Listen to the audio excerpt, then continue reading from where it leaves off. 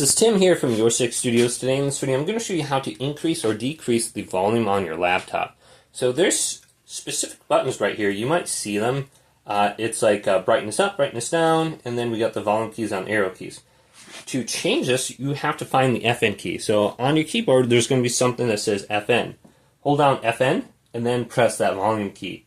So this will increase the sound. It looks like it's 100%. And then we can decrease it too, just with these keys by pressing FN. And then if we press FN and then this button right here, looks like the end button, this should mute it.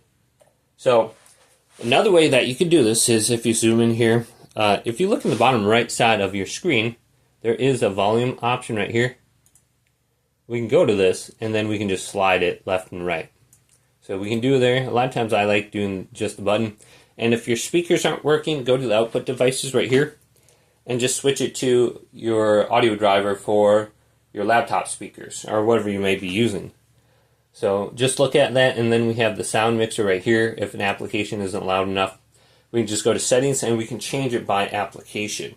So use the FN key and the arrow keys to increase the volume, and then you should be good to go. Hopefully this video did indeed help you out.